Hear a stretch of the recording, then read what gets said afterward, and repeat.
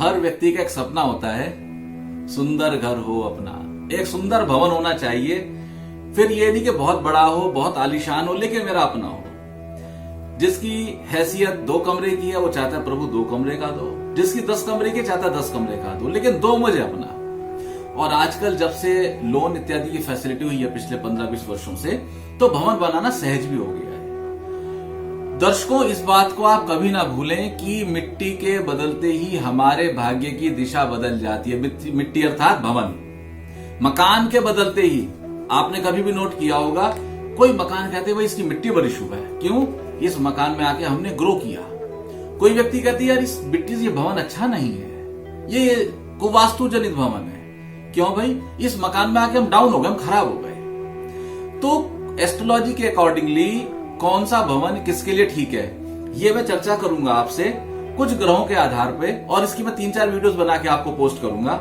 आज मैं एक कॉम्बिनेशन मंगल के हिसाब से चर्चा कर रहा हूं, क्योंकि मंगल भवन के कारक हैं।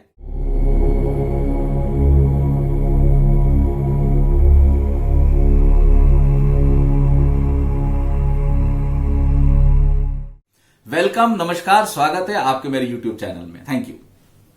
आपका बहुत प्रेम मुझे मिलता है, आपका बहुत आशीर्वाद और प्रेम, उसके लिए मैं आपका किन शब्दों में धन्यवाद करूं मैं नहीं जानता हूं। अपना प्रेम मुझ पर आप ऐसे ही बरसाते रहिए। मेरा उद्देश्य है कि सबका जीवन एक सहजपूर्ण जीवन हो, आनंद से हम लोग जीवन जिए, और इसी उद्देश्य से मैं बहुत टिपिकल पॉइंट्स को बहुत सहजता के साथ आपके सामने रखता हूं। आज मैं मंगल महाराज के 5 कॉम्बिनेशंस की आपसे बात करूंगा कि मंगल महाराज के यदि 5 कॉम्बिनेशन है तो भवन कैसा होना चाहिए। सबसे पहले, अगर मंगल महाराज, आप हॉरोस्कोप में और कुछ मत देखें। बहुत से लोग कहते हैं जी हमने इतना बढ़िया वास्तु सम्मत भवन बनाया और हम गए और हमें बड़ी दिक्कत हुई, हमने वास्तु पे पूरा एक्सपेंस भी किया। पूरी तरह से पॉसिबल है, क्योंकि उसके 2 कारण हैं। एक तो जिन वास्तुविद ने आपकी सेवा की उनके भाग्य में यश नहीं था, और दूसरा आपके भाग्य में आनंद नहीं था। यदि किसी भी व्यक्ति के 4th हाउस में मंगल है, मार्स इन 4th हाउस, बस यदि मंगल 4थे घर में है, तो उनको दक्षिण मुखी भवन में रहने से परहेज करना चाहिए। अगर वो 4थे घर का मंगल वाला व्यक्ति साउथ फेसिंग हाउस को बनाएगा तो उसके जीवन में इतनी मुसीबतों का पहाड़ टूट सकता है कि जितना वो समझ नहीं सकता, सोच नहीं सकता। यदि मंगल महाराज आपके हॉरोस्कोप के 8वें घर में है, तब भी स्थिति यही रहेगी। अष्टमांगलिक व्यक्ति का कुंडली बनेगी ये। आपको किसी भी साउथ फेसिंग भवन में नहीं रहना चाहिए। मेरा व्यक्तिगत मत है कि साउथ तो क्या, आप साउथ जहां उप दिशाएं लगे, दैट मीन्स साउथ वेस्ट और साउथ ईस्ट, भैया आप उनको भी अवॉइड कर दो, बहुत फायदे में रहोगे। 3rd कॉम्बिनेशन है, यदि मंगल लगन में है। देखो, अगर मंगल लगन में है तो लोग कहेंगे जी मंगल लगन में तो भवन के लिए बहुत बढ़िया है, क्योंकि मंगल उसके भवन के कारक है। हाँ, बात तो ठीक है।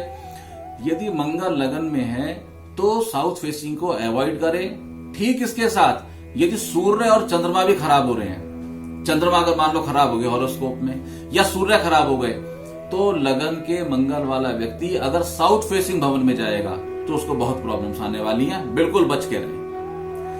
नेक्स्ट कॉम्बिनेशन है कि यदि मंगल आपके 7th हाउस में है तो क्या होगा। 7th के मंगल के व्यक्ति को भी साउथ फेसिंग प्रॉपर्टी में नहीं रहना चाहिए। मैं कहता हूं कि साउथ फेसिंग प्रॉपर्टी इनके लिए त्याज्य है। आप साउथ फेसिंग प्रॉपर्टी में यदि ऑलरेडी रह रहे हैं तो आप उस प्रॉपर्टी में देखिए कि क्या आपको कष्ट आ रहा है। यदि कष्ट नहीं आ रहा है तो भगवती की कृपा है, यदि कष्ट आ रहा है तो आप कुछ समय के लिए किराए पे जाके देखिए। आपका कोई दूसरा छोटा भवन होगा, उसमें जाके देखिए। आप देखेंगे कि जीवन में जो बहुत सारी प्रॉब्लम्स आ रही हैं, वो प्रॉब्लम पता नहीं अचानक ही कहां बाय बाय करके चली गई। और यदि मंगल आपके 12th हाउस में है, यदि द्वादश में मंगल है, तो आपको दक्षिण मुखी भवन अवॉइड करना चाहिए। आप साउथ फेसिंग भवन में मत रहिए। द्वादश का मंगल आपको भवन में जब भी आप जाएंगे अपने भाई के सहयोग और आशीर्वाद लीजिए, वो आपको भवन फलेगा, लेकिन साउथ फेसिंग में मत जाइए। आप लोग यदि इस कॉम्बिनेशन के हमारे कोई भी दर्शक हैं और आप लोग यदि दक्षिण मुखी भवन में हैं और समस्या से ग्रस्त हैं, तो आपको किसी भी वास्तुविद के पास, किसी भी एस्ट्रोलॉजर के पास कहीं भी जाने की और धक्के खाने की आवश्यकता नहीं है। मैंने आपको ये अटूट और अचूक उपाय बता दिया है।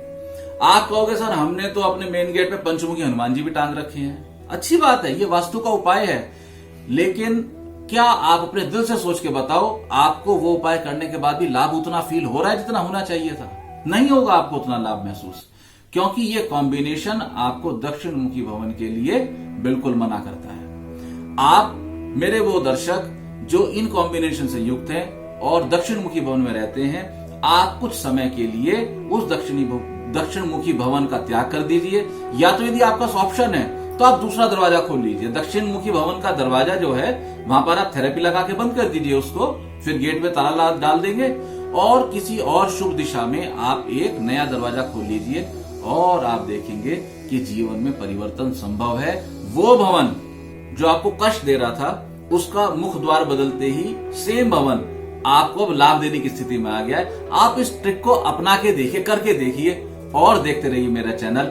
छोटे छोटे नुस्खों के लिए, छोटे छोटे उपाय के लिए, आपकी सुख शांति और स्मृति के लिए। धन्यवाद, नमस्कार, बाय बाय।